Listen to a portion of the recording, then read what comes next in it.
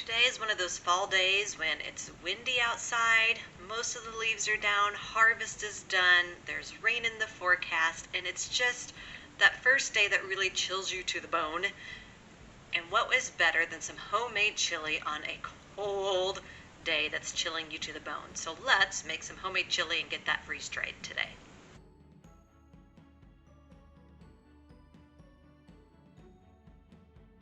Welcome back to Adventures in Freeze-Drying for Beginners. Today we're going to make my version of homemade chili. If I had the tomatoes put up, but I don't, I would use my own tomato sauce and own tomatoes. Don't have that. I do have our beef from the farm.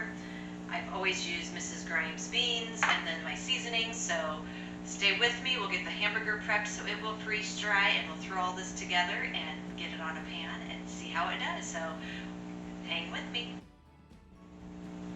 Normally, I also add an onion when I'm making chili, and I add it as I'm browning up my hamburger to give that onion some extra flavor, to give the meat some extra flavor. But if I'm going to freeze dry this, I don't want any extra grease in my chili. So I'm going to add a little bit of chicken broth to my pan here. You could use vegetable broth, beef broth. I just happen to have this open and in the fridge, so I'm using up some chicken broth. And we're going to get these sauteed until they're just getting translucent, and then pull them off, and we'll add them to the chili after we get the hamburger cooked.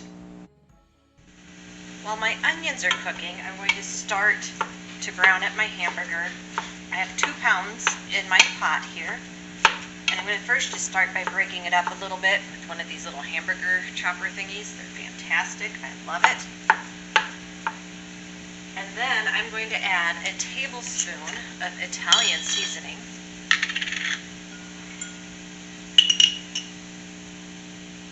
I even make that a heaping tablespoon of Italian seasoning. I like Italian seasoning.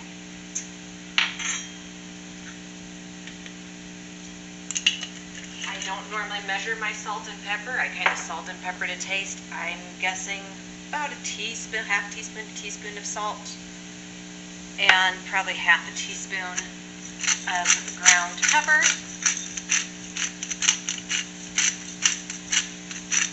Add the seasoning as I'm browning the hamburger to give that hamburger flavor, which, since we're going to rinse this super well to get as much grease off as possible, it's pretty important that that hamburger has some flavor to it. And then we'll just get this browned up, and then we'll get it rinsed. My hamburger is browned, and I have it straining here over a bowl to get as much grease off as possible. With this beef being from the farm, courtesy of my in-laws, I never know how lean it is, so especially if I'm going to freeze dry, I need to do everything I can to get as much grease off of that hamburger as possible. The other thing I'm going to do that's a little bit different than normal is I'm actually going to wash my pot before I put hamburger back in it. Usually you get some grease around the side. Again, I'm trying to decrease grease as much as possible. I'm going to wash that pot. The other thing I'm going to do is take the hamburger out half at a time. And using my other strainer over here, I'm going to use super hot water from my sink and rinse this hamburger and really try to get as much grease out of this as possible. Half of my hamburger right here, I'm going to go ahead and start rinsing this as good as I can and really trying to get as much grease out of this meat as I can. And then I will finish washing my pan, and we'll get this hamburger put back in my pot. My hamburger's been rinsed. I've got stuff back on the stove. First thing I'm going to do is take those onions that we cooked separately because we didn't want the grease in them, and I used the chicken broth. We're going to add those into my hamburger. Then starts the fun dump. 2 cans of Mrs. Grimes chili beans. I prefer her chili beans, and they're usually not too terribly expensive to purchase. Then I also add 2 cans of Mrs. Grimes red kidney beans, but I do rinse those. I drain and rinse the kidney beans. I do not add all the gunk from the can. 2 cans of petite diced tomatoes, not drained, just add everything from the can. And I've used in the past 2 cans of large cans of tomato sauce, but I'm going to use 4 15.5-ounce cans today because they were on sale at the grocery store and quite a bit cheaper than buying the larger cans, so it was cheaper to do 4 cans instead of 2.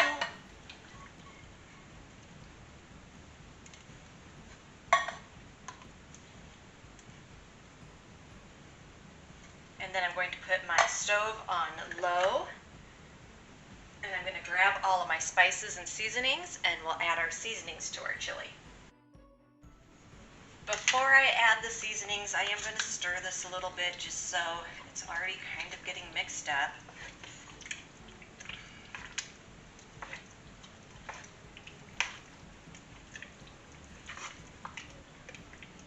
But it's not chili until you make it chili. Right now it's just a hamburger soup.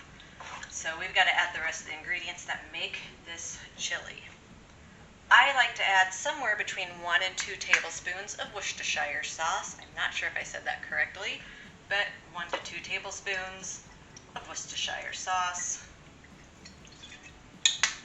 I do a nice large squirt of yellow mustard, probably somewhere between 1 and 2 tablespoons, or a teaspoon and a tablespoon of mustard. I like chili sauce, so I'm going to take some chili sauce and add, again, about 1 to 2 tablespoons of chili sauce.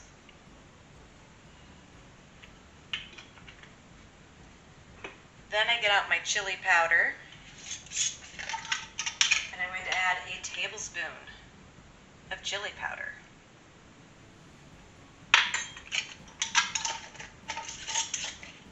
And last but not least, some crushed red pepper flakes. I am going to probably add about a half tablespoon of the crushed red pepper flakes. I'm not going to fill that up all the way. So there we go. Get those added.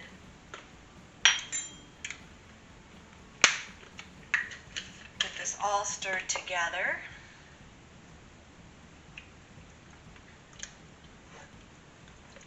And then I'm going to cover and let it cook for 2 to 3 hours, stirring every 15 or 20 minutes so nothing burns to the bottom. I keep this on low and just really let those flavors come together, and then we'll get this straight up. My chili has simmered for a couple of hours, and I'm going to go ahead and ladle some here onto my parchment-lined trays.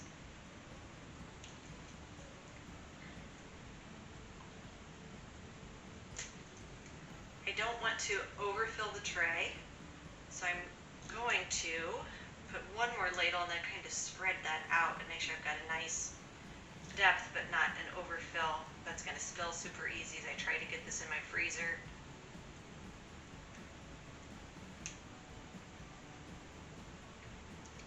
Make sure it's as even as I can get it, even though it's kind of chunky. So I've got one tray there. I'm going to use dividers to help me out with portioning this for later. I'm wanting some meals for my husband and I to take to work that are super easy. So I'm making a bunch of different soups, and thought it'd be nice if we could just grab a portion that we wanted and not have to go from there. So I'm going to do 10 portions on my dividers.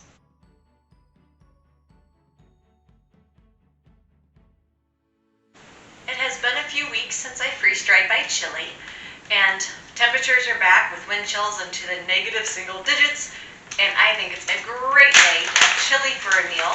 So I'm going to take a couple of my 1/10 portions of chili here. I think I decided 3 is supposed to be about 1 serving, and we'll go ahead and get this hydrated and see how it tastes. So I've brought my water to a full boil in my instant tea kettle. I am going to assume, since this is soup, I'm going to want about half a cup per half a cup per square, meaning I want 1.5 cups of water. I can always make it soupier, so I'm going to start with 1.5 cups of boiling water on my 3 1/10 portions of chili. I love how that like melts as you're pouring it on there. I should say almost like instant rehydration. I'm sure the beans and meat are going to take a little longer. So I'm going to make sure everything's in there and dunked in. And then I'm going to cover this, and we're going to let this sit for 3 to 5 minutes before I even attempt it, because I know there's meat and beans and stuff that might take a little longer to rehydrate. The rest of it came along pretty fast, but we're going to cover that up. I'm just going to use a clean towel and let it sit for about 5 minutes. It's been sitting here about 5 minutes. It looks to me to be how I like my chili. It's a soup, but it's not super runny like my chicken noodle soup would be with the broth on it. I did at 2 minutes kind of check, and the hamburger was good, but my kidney beans were still not quite the right texture, so I'm hoping a couple more minutes will have made the kidney beans the right texture. So let's have a taste test and find out. So here we go. Let's see. Like I said, the hamburger I already know is good, but those kidney beans were still just kind of weird textured. They weren't quite right, but they've sat another 2 minutes. And the kidney beans are still weird textured. Everything else tastes good. So I don't know if I leave this sit a little bit longer, if it'll be fine.